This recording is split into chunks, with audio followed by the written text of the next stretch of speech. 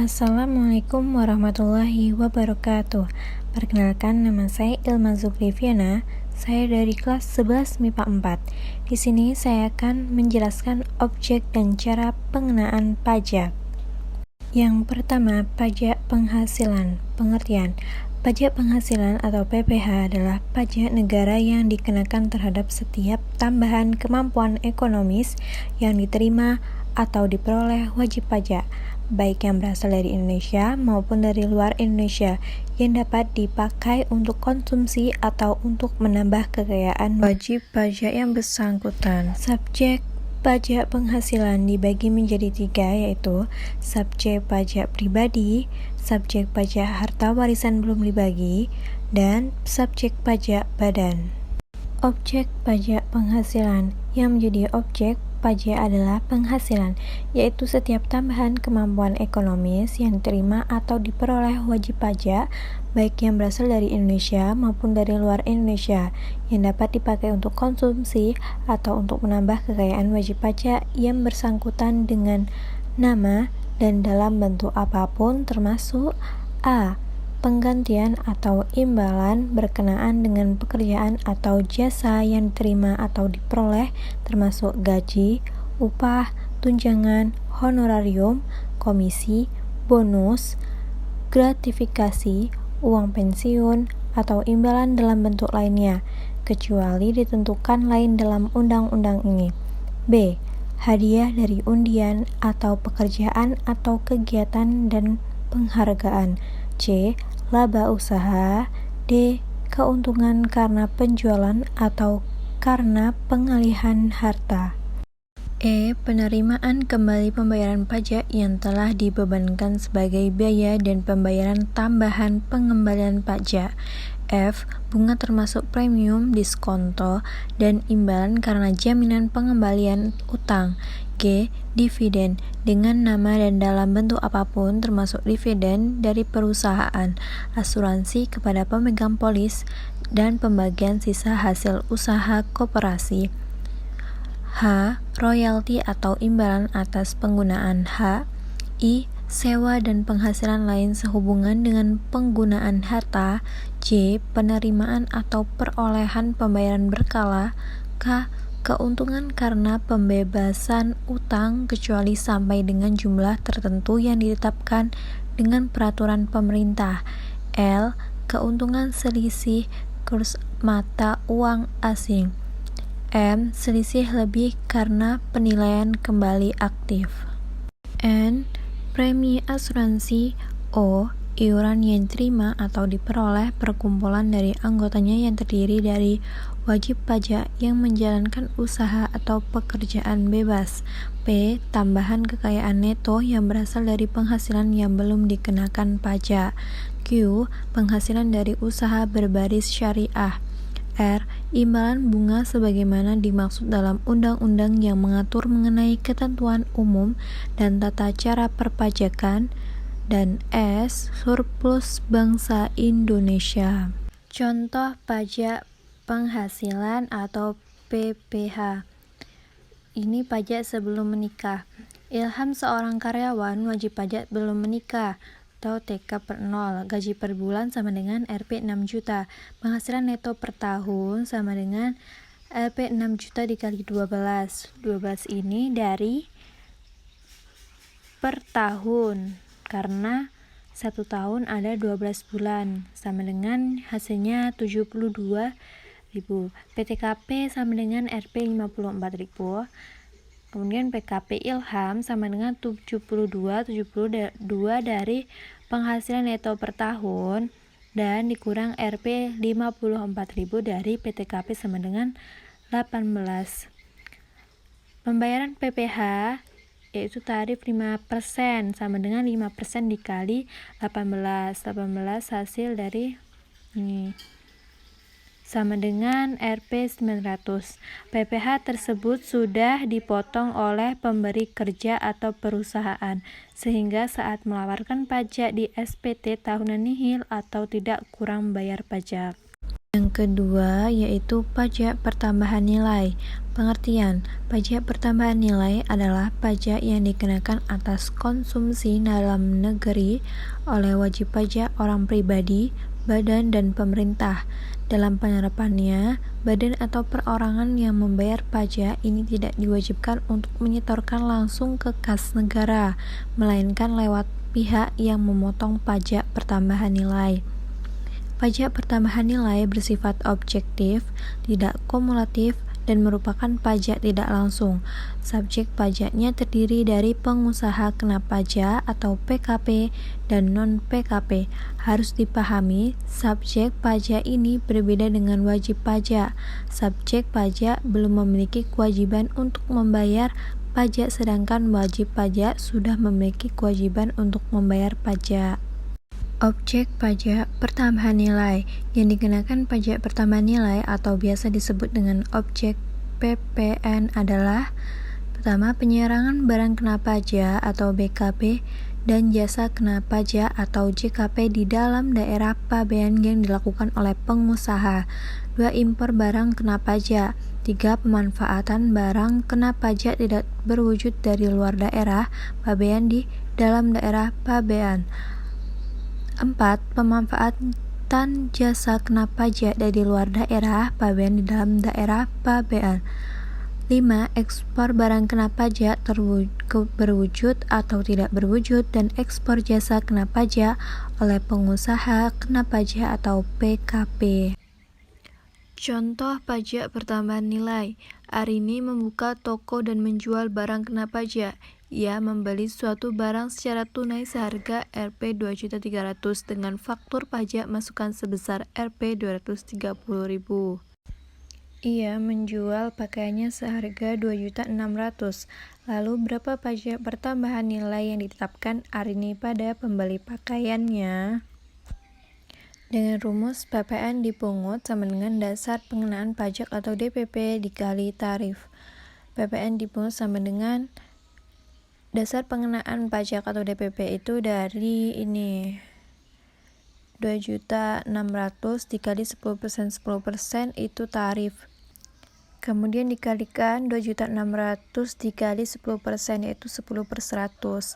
Maka PPN dipungut sama dengan Rp260.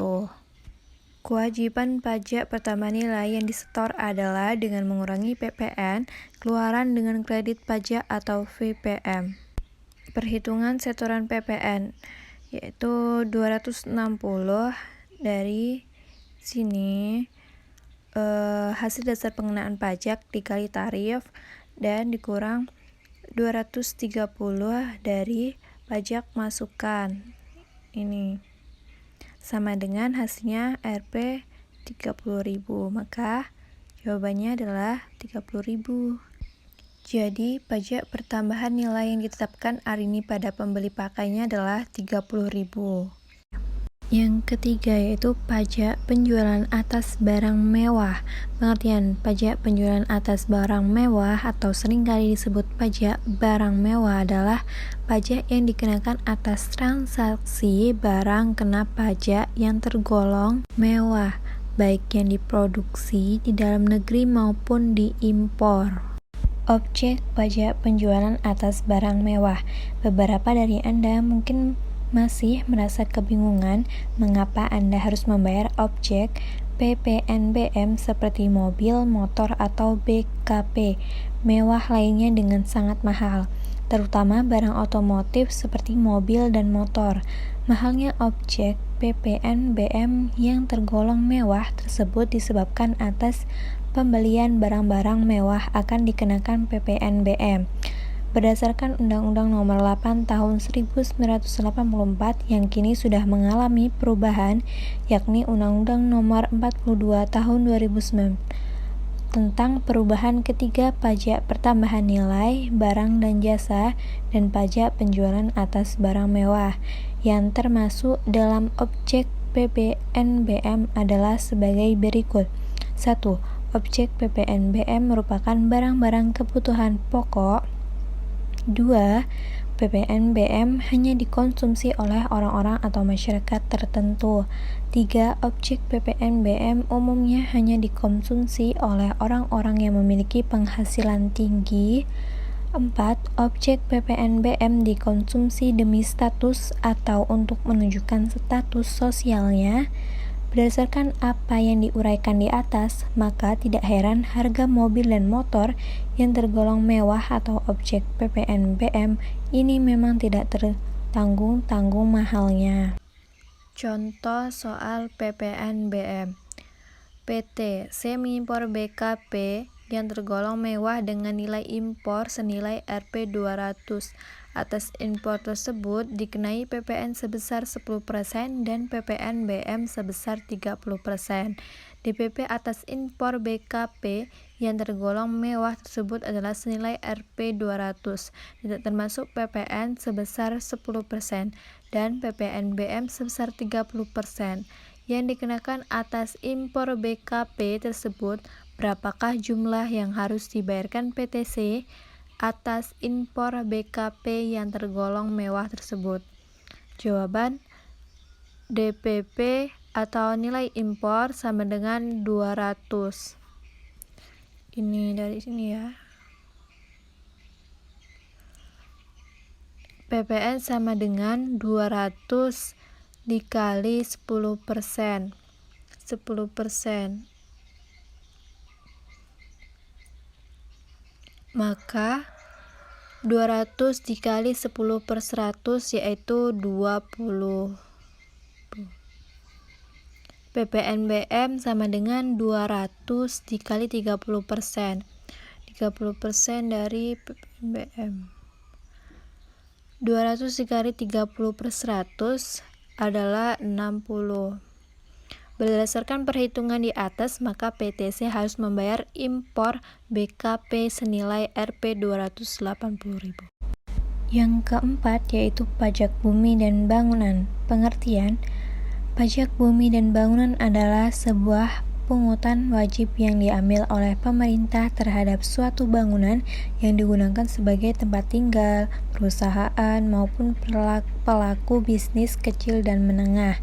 PBB muncul sebab adanya keuntungan ekonomi yang didapatkan para pemilik bangunan, entah itu sebagai tempat tinggal atau memulai sebuah usaha. Besarannya pun pasti berbeda-beda.